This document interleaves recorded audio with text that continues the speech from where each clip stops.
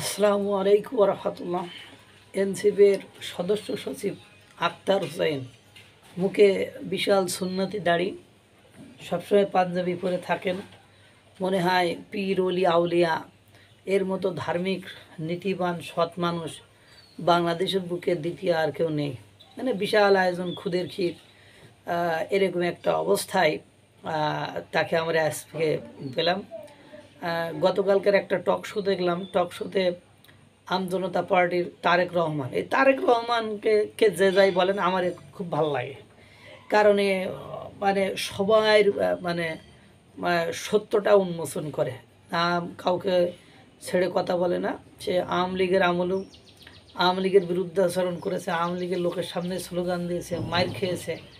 মানে মানে সে পিছপা হয়নি। বর্তমান সময়ে এসব এই সরকারের ত্রুটি বিচ্যুতি, বিভিন্ন রাজনৈতিক দলের ত্রুটি বিচ্যুতি নিয়ে কথা বলেন।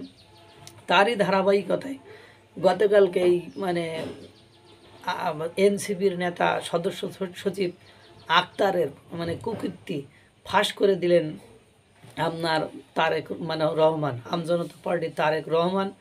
তিনি একেবারে প্রমাণাদি নিয়ে তারপরে বলে দিলেন যে এই আক্তার কাকে আপনি এনসিপির কাকে আপনি গ্রেপ্তার করবেন? গ্রেপ্তার করলে সেই নাহিদ, আক্তার, হাসনাত এদেরকে সবাইকে তো গ্রেপ্তার করতে হয়। কারণ এই আক্তারের একটা ঘটনা বলি, যে যখন পিপি নিয়োগ হলো তখন শিরিন নামে একজন ব্যক্তি তার ছেলেকে আওয়ামী লীগ বা স্বৈরাচারেরা মাথায় কোপ দিয়ে মাথা ফাঁক করে দিয়েছিল।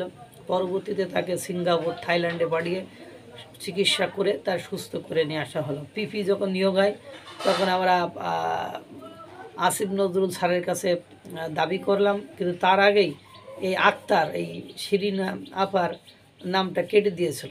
কেটে দেওয়ার পরে অন্য আর একজনের কাছ থেকে 50 লক্ষ টাকা নিয়েছিল। 50 লক্ষ টাকা নিয়ে তাকে নিয়োগ দেওয়ার মানে কাজ চালিয়েছিল। কিন্তু আমরা যে আসিফ নজরুল স্যারকে বললাম যে এ জুলাইয়ের ভুক্তভোগী, সব ঘটনা বিস্তারিত বললাম।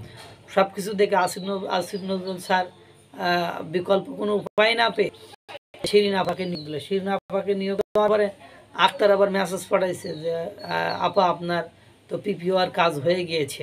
অর্থাৎ তখন ওই কিন্তু কেটে দিয়েছিল, পরে দেখলে হয়ে গেছে, তাহলে আপনার পিপি হওয়ার কাজ হয়ে গিয়েছে।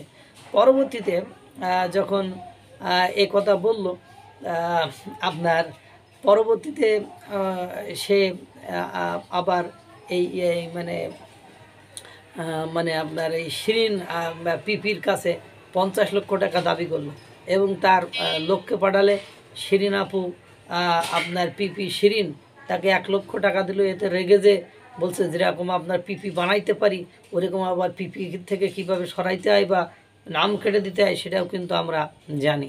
এ হলো এদের অবস্থা। তারপর উনি আর একটা কথা বলছেন যে জুলাই গণ অভ্যুত্থানের সময় 6 জুলাই থেকে আপনার 31 ডিসেম্বর পর্যন্ত প্রবাসী বাইরে থাকা এক ব্যক্তি বাড়িতে আসছে, তার কাছে চাঁদা দাবি করেছে। সে চাঁদা না দেওয়ায় তার কাছে জুলাই গণঅভ্যুত্থানের হত্যাকারী হিসাবে মামলা দিয়ে তার কাছে টাকা দাবি করেছে, সে দেই নাই। এই হলো অবস্থা। কয় এটা তারেক রহমান মানে আমজনতা পার্টি তারেক রহমান কয় আমি পোস্ট দিয়েছিলাম 2-3 ঘন্টার বেশি সেটা থাকিনি, পরে দেখলাম সেটা সোশ্যাল মিডিয়া থেকে গায়েব হয়ে গিয়েছে। এই হলো অবস্থা।